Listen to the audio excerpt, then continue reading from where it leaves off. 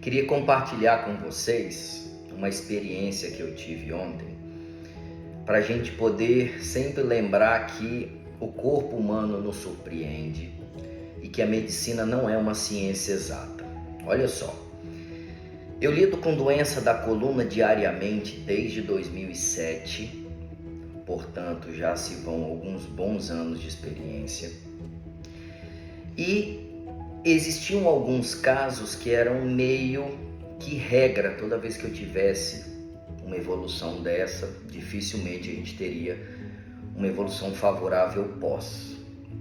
E aí, ontem eu tive uma surpresa, eu ainda estou um pouco incrédulo, mas eu gostaria de compartilhar com vocês, de um caso que eu atendi, de uma moça jovem, de 25 anos de idade, chegou no meu consultório gestando, estava com 7 meses de gestação, e a pedido do obstetra ela veio para me perguntar qual seria a melhor via de parto. Falei, você está num consultório de neurocirurgia da coluna vertebral, o que eu tenho a ver com a via de parto que o obstetra vai usar? Aí eu perguntei, mas é a sua primeira gestação? Ela falou, não. Essa é a minha terceira gestação, eu tive 2 filhos antes do acidente e esse filho após o acidente. Eu falei, opa, aí tem coisa. Eu falei, que acidente foi esse? Ela me falou, olha só, em outubro de 2021, eu tive um acidente grave de moto, eu colidi na frente de um caminhão e eu fiquei em coma por vários dias. Segundo os relatos, eu tive um trauma grave da bacia e um trauma grave da coluna, mas eu estava tão grave que não dava tempo e não condizia fazer um tratamento cirúrgico. Não tinha muitos relatos, não tinha muitos dados daquela ocasião.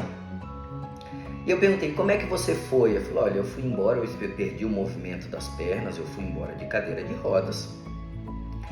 E eu comecei um trabalho intensivo de reabilitação, com recuperação corporal, reabilitação diária. E mais ou menos 6 meses depois eu fui voltando o movimento das pernas e estou aqui. Chegou ela no consultório, arrumada, maquiada, andando, tranquila, fez movimentos para eu poder ver que estava tudo bem. Eu falei, mas você não tem nenhum relato de nada? Ela me entregou um laudo.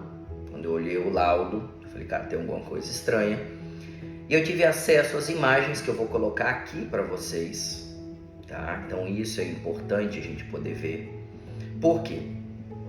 Esse tipo de lesão você pode mostrar para 100 neurocirurgiões de coluna vertebral, os 100 vão falar a mesma coisa.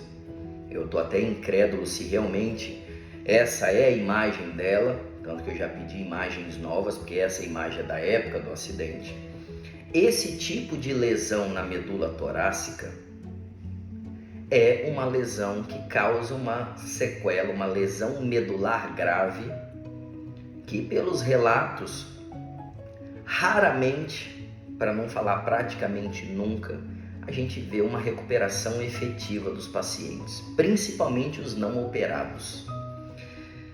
Então, isso me fez pensar bastante exatamente nessa questão hoje de plasticidade neuronal, de reabilitação, de acompanhamento. Obviamente que eu sou bastante incrédulo, quem me conhece sabe disso.